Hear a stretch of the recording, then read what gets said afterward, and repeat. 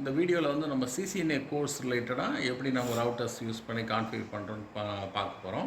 இதில் வந்து நம்ம சிஸ்கோடைய ரவுட்டர் ஓல்டு மாடல், ரொம்ப ஓல்டு மாடல் தான், பட் ப்ராக்டிஸ் பர்பஸ்க்கு யூஸ்ஃபுல்லாக இருக்கும்.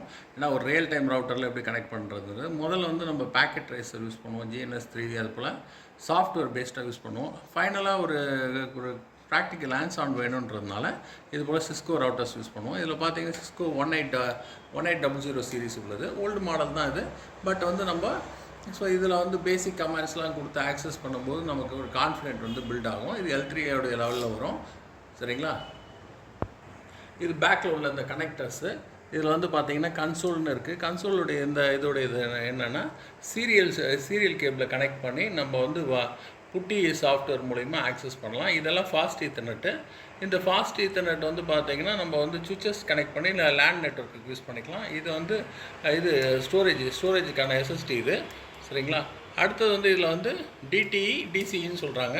So data terminal equipment and வந்து இது கம்யூனிகேஷன் எக்யூப்மெண்ட்டு. ஸோ அந்த கேபிளோட இது பேருக்காக சொல்கிறாங்க, சரிங்களா? இதில் வந்து USBயும் இருக்குது, பேக்கப்லாம் எடுத்துக்கலாம், சரியா? நம்ம ஜஸ்ட் வந்து இந்த வீடியோவில் வந்து ஜஸ்ட் மினிமம் கான்ஃபிகரேஷன் எப்படி கனெக்ட் பண்ணி பண்ண போகிறோன்றதை பார்க்க போகிறோம். இதை தான் நம்ம கிளாஸாகவும் எடுக்கிறோம்.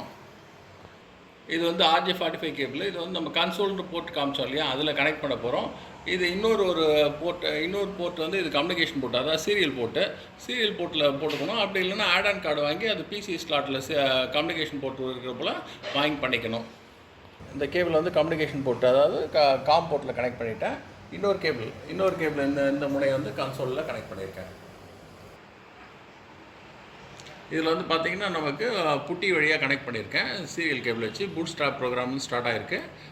இது வந்து பார்த்திங்கன்னா 12.3 iOS இது ரிலீஸ் ஆகிருக்கு. ஸோ இதில் வந்து பார்த்திங்கன்னா ஃபைல் வந்து டீகம்ப்ரஸ் ஆகிருக்கு, அதாவது கம்ப்ரஸ் ஆகிருக்கு. எங்கே வந்து ஃப்ளாஷ் மெமரியிலேருந்து லோட் ஆகுது. ஸோ ஆஃப்டர் தட் வந்து அடுத்த ஸ்டேஜில் பார்த்திங்கன்னா ஸோ இந்த சாஃப்ட்வேர் எல்லாமே லோட் ஆகுது. ஸோ இந்த இதில் பாருங்கள், இதான் ரிவிஷன் வெர்ஷன். இந்த சீரியல் போர்ட் இருக்குது, ஃபாஸ்ட் ஈத்தர்நெட் இருக்குது, விர்ச்சுவல் ப்ரைவேட் நெட்வொர்க் VPN இருக்குது. ஸோ அதுக்கப்புறம் வந்து பார்த்திங்கன்னா DRAM இருக்குது, DRAM கான்ஃபிகரேஷன் 64 பிட்டு. ஸோ இது இருக்குது. ஸோ ப்ளஸ் வந்து இதோடைய ATA ஃப்ளாஷ் ட்ரைவ் இருக்குது. ஸோ ஃபைனலாக வந்து நம்ம லோட் பண்ண இந்த கான்ஃபிகரேஷன் இருக்குது, சரிங்களா? இப்போ பாருங்கள், ஸோ இதில் வந்து இந்த கான்ஃபிகரேஷன் எல்லாமே இருக்குது. ஸோ கொஸ்டின் மார்க் கொடுத்தீங்கன்னா லிஸ்ட் ஆஃப் திங்ஸ் எல்லாமே வருது. ஸோ இதோடைய இதை நம்ம பார்த்துக்கலாம். ஸோ இது போல் வந்து நம்ம லைவில் வந்து பண்ணி பார்க்கலாம்.